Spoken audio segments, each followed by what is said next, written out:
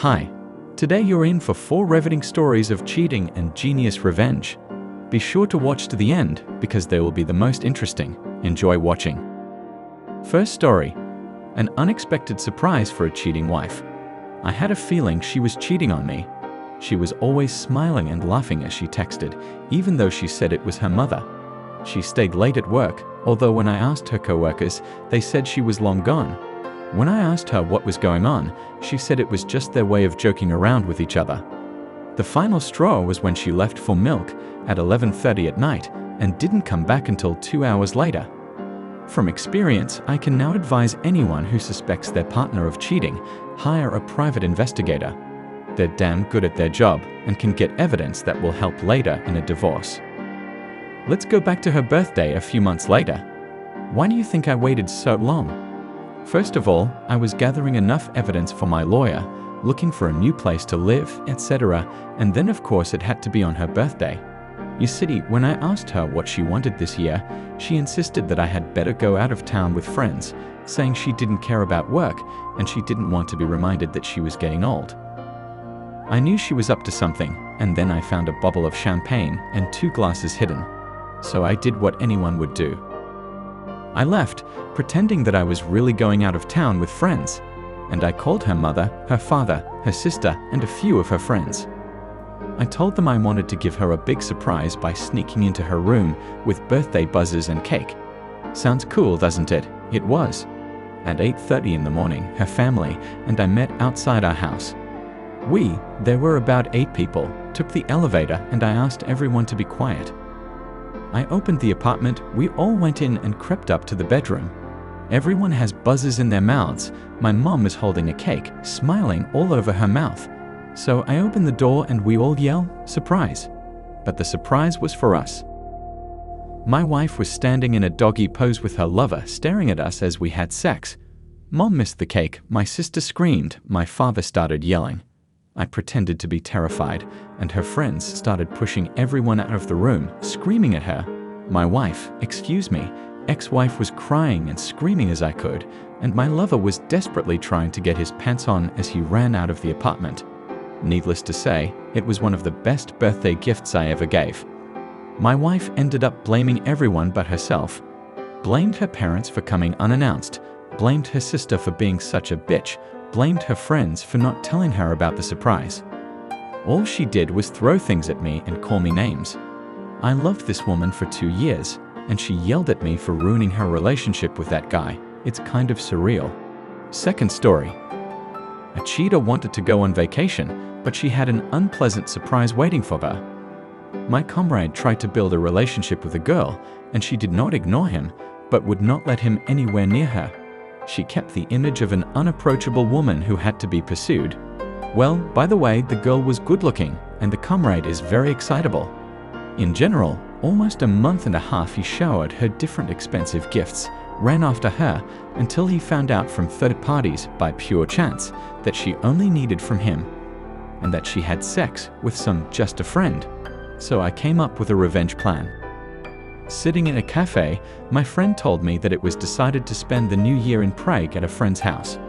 And further on he chose the phrases in such a way that it sounded as uncertainly as possible. For example, not took the tickets for us in business class, but decided that it is necessary to fly in business class, I won't save money and so on. It was hard, but he made it through. The girl took it all for granted that she too was flying with him, and how else could it be? She picked out a lot of dresses and even ordered a travel bag. Comrade bravely endured and tried not to laugh. Well, the final, in fact. The day of departure, December 30, they meet at the airport, not from the city to go there together to, a legend was invented, go to the check-in counter and he takes out only 1 ticket for himself. To the questioning face and eye flapping, he said, "What makes you think you're going to? If you're going, you're only going on a dick to your John." Baba in tears, he went on. She spent 2 days pounding on him in all messengers and texts, asking for forgiveness, saying she realized everything, etc., and then some other bullshit. After that, he sent her pictures of him, how he had a great vacation, and she blocked him everywhere. Third story. Punished my teacher for intimacy with my girlfriend. My girlfriend, an ex-girlfriend, was seduced by my teacher. I found out when I went to his office for an exam, and they were kissing in the office. I felt insanely bad. Something tore inside me. I don't feel anything at all anymore. After that incident, I went off to study and work. The instructor tried to talk to me, but you understand yourself, no one needs those words. At first, having found out my situation, the whole group sided with him. After a week, the whole class knew about it, and I was surprised that absolutely all my friends and acquaintances took my side. Nobody listened to the lecturer. We constantly disrupted his lectures and did nothing for classes. He tolerated only 2 weeks. He complained to the rector about us, but my friends had some dirt on him, and in the end, the teacher was fired from the institute with a great shame.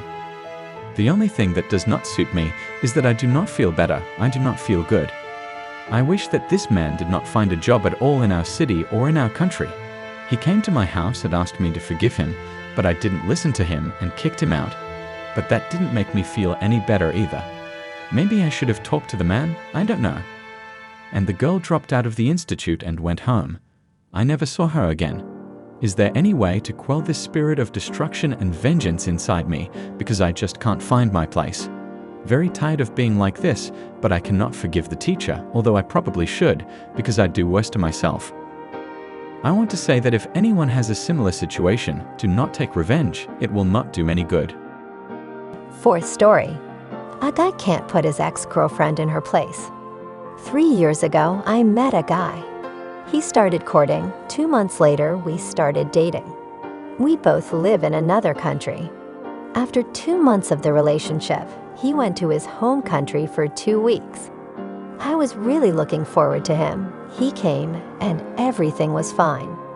After another 2 months, I name all the dates roughly. I went to my social networking page and found a request in messages from a girl I didn't know. I went in. There were 3 very long texts written at different times. The message was approximately the following: "You ruined my relationship. You will pay for it. If he won't be with me, he won't be with anyone. His family will never acknowledge you, and I will do anything to make you break up." When he came home, we had sex, and then there was a vivid description of all the details of the intercourse. Of course, I let the guy know about it. He said it was his ex-girlfriend and that they had broken up a year ago, and that she had been stalking him ever since and writing nasty things to all the girls who appeared on his social media friends. Said that it was all a lie and she just wants to break us up and that I should not fall for her provocations. So I did. I blocked her everywhere I could. I blocked her, but doubts entered my head. Was it true or was it a lie? And yes, I had acted immorally and gotten into the guy's phone. It turned out to be all true. What's more, this ex wasn't the only one he slept with when he left. There was another girl, and the worst thing that struck me was that he had discussed it all with his father. Their correspondence treated the opposite sex like things. They spoke very unflatteringly about all the girls, writing that they were all of easy virtue. There were intimate photos that they both sent to each other as trophies, including mine. Also, my father kept saying, "Don't marry her, me. She's not beautiful. You deserve better. She just wants a baby with a handsome boy." To which my boyfriend replied, "Yeah, she's not worth it." Of course, I was humiliated by this. I confessed to my boyfriend that I had read it. He was remorseful, kept saying that he loved me, that it was before, and he didn't think that way now, and would never do that to me. I believed him. I was amazed at my own patience, but I truly loved him and still do. So we lived that way for another 1.5 years, and everything was fine, forgotten. I saw how much he needed me. Underneath that image was actually a sensitive, vulnerable guy. A man can't be so adroitly manipulative as to play for so long. The only thing that occasionally bothered us was the ex-girlfriend's constant attempts to screw things up. He sent him some ambiguous messages, where he had to substitute the letters to form a female name. Our name is similar. then his friendship, help offers, then something he asks, and so on. Well, even add from myself that I came negative comments under posts in the social network. Then checked my nickname, trying to enter under my login, and I went to email. One more thing. This ex-girlfriend is a close friend of his cousin. More precisely, they even live together in the same country as us, but in a different city. I have seen the sister more than once, including babysitting her child. They have stayed with us a couple of times when they came to our town on business. Each time I welcomed them as dear guests. I set a fancy table, no exaggeration, but I tried very hard to please them. And then last summer, this same sister informs me that she is going on a summer vacation to my boyfriend's family home. His family has real estate on the coast of Spain, a week before he and I go. And obviously, she's going to take her friend, which is the same ex-girlfriend. I asked the guy to ask his sister not to take the other girlfriend.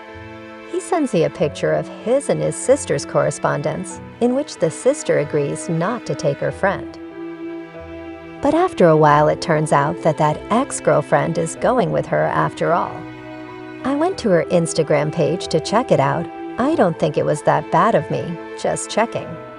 And she certainly didn't miss the opportunity to write a heartbreaking post about how this place has been waiting for her, that it is a place of strength, that this city was given to her, and that she will go back there again. And no cheap wind, in me, will change that. I tell the guy about it. He got mad at me for getting on her page, locked himself in his room, and talked to his sister for a long time about something. After that, he texted me saying that we had to break up. He couldn't do that. Can't fight with his cousin because of me. I can't tell you how I felt. Betrayed, abandoned. Believe me, I didn't even make a scene. Just talking. And I was left feeling guilty for finding out the truth. To fix the situation, I called his sister, where I apologized that it had come to the point that they had quarreled. My sister reassured me that this ex-girlfriend had already forgotten everything, that she had a boyfriend, and that my sister herself would not be prejudiced against me or worse because of their friendship, and that no one would cross paths with anyone. But that's not really true. After all, his parents were supposed to be there at the time. So the ex-girlfriend would be living under the same roof as the boyfriend's parents, who, by the way, I haven't met myself yet. You see, I could not tell my sister about his cheating. It would not be right. They ended up going. I watched her page during this period. Not stories, just posts that were discounted regularly. She wore his t-shirts there, was photographed in them, was photographed there in our bed, the only double bed, not hard to guess that we sleep in it. She wrote posts about how her home walls were treating her, even attributed the moon and the weather to herself, as if everything here was waiting for her. Every meaningful place in the city was marked with some vile words, how she was loved here, and kissed here, and called to marry here, etc. I understand that it was all for me to hurt me. She wanted revenge. And here I could not stand it, and again got into the phone to the guy. And the correspondence with my sister was, "You said you blocked everything, and I'm being told off again." I don't know what to believe. And his sister really blocked me. We were added as friends. Is there such disrespect? Just take possibly the future mother of my nephews and block me. How so? I asked the guy how so.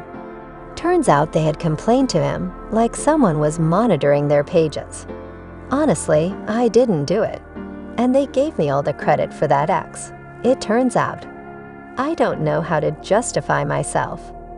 I didn't do anything to her. I didn't steal her boyfriend. I didn't write mean things. I didn't respond to the things she wrote to me. She went to his house. Now she sleeps in our bed. What else does a man need?